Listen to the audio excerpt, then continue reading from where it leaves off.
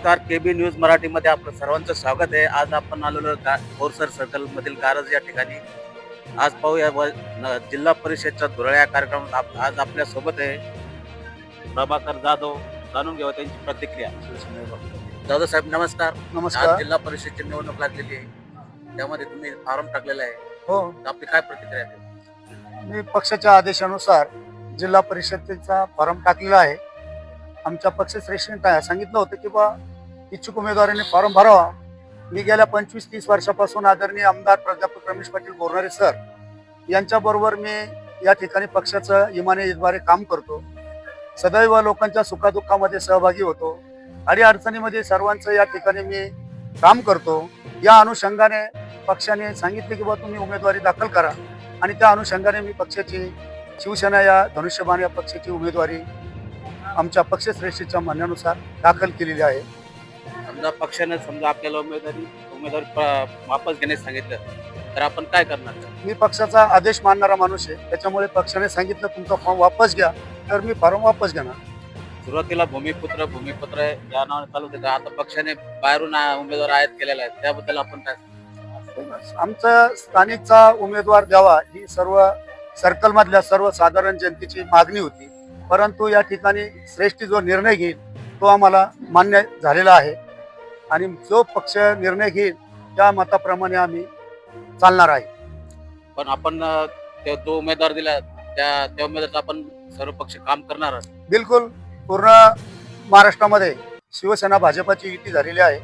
त्या अनुषंगाने आपल्या तालुक्यात सुद्धा भाजप आणि शिवसेनेची युती झालेली आहे आणि त्या अनुषंगाने सर्व पदाधिकारी हे भाजप शिवसेनेच्या जी युती झालेली आहे, जो उमेदवार या ठिकाणी दोन्ही पक्षांनी दिलेला आहे त्या उमेदवाराला सर्व भाजप शिवसेना सर्व रिपीआय पब्लिक जो पक्ष आमच्या युतीमध्ये आहे ते सर्वजण मिळून त्या पक्षाच्या उमेदवाराला आम्ही निश्चित निवडून आणणार आहे. परंतु इतक्या दिवस आपण पक्षाचं काम केलेलं आहे, आपल्यावर अन्याय झाला असं वाटत नाही आपण? पक्षाचं काम हे सर्व करत असतात आणि केलंच पाहिजे, परंतु पक्षाने आपल्यावर अन्याय केला असं म्हणता येणार नाही. किंबहुना या ठिकाणी पक्षाच्या विरहित जाऊन आपण काम करत नाही, परंतु अन्याय झाला असंही म्हणणार नाही की पक्षाला सुद्धा काही ध्येय धोरणं असतात. त्या ध्येय धोरणानुसार कार्यकर्त्यांनी चालायचं असतं. तर युती म्हणून आपण युतीचा धर्म पाळणार आहे. 100% युतीचा धर्म पाळणार आहे. या ठिकाणी आमचे ज्येष्ठ नारायण पाटील तुपे देवा या परिसरात देवा म्हणून ते प्रसिद्ध आहे आणि त्यांनी सुद्धा युतीच्या या माध्यमातून आम्ही सर्व एकत्र बसलो. चहा पाण्याचा कार्यक्रम या ठिकाणी चालू आहे आणि म्हणून आम्ही सर्वजण शिवसेना भाजपच्या ज्या युतीचा उमेदवार जो आहे ते सर्व आमचे ज्येष्ठ या ठिकाणी मार्गदर्शन बसले शिवनाथ पाटील असतील सर्व मंडळी या ठिकाणी आहे. आम्ही सर्वजण युतीचा धर्म पाळून या ठिकाणी नक्कीच युतीचा धर्म पाळून आणि युतीचा उमेदवाराला विजयी करू. आपल्यासोबत अजून काही कार्यकर्ते बसलेले आहेत, त्यांची जाणून घ्या प्रतिक्रिया. शंकर पाटील तुपे, माजी सरपंच बाबूराव बुद्रुक. काय या निवडणुकीच्या याच्यामध्ये काय सांगणार तुम्ही?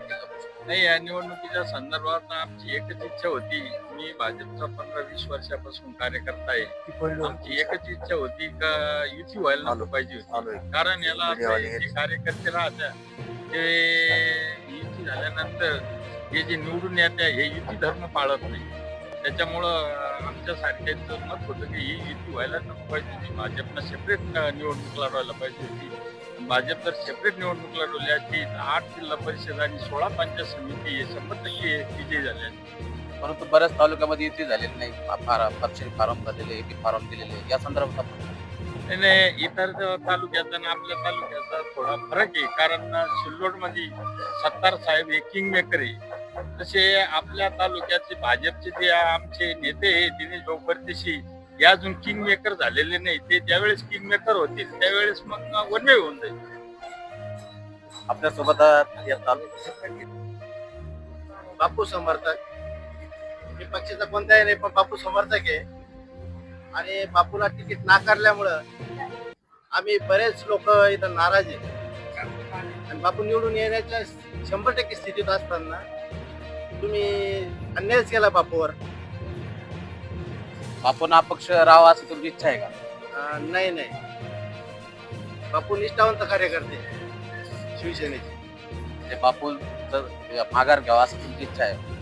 नाही, बापूला आता तिकीट नसल्यामुळे बापू शांत बसलेले आता बापू सांगतील तसं काम करू आता. आता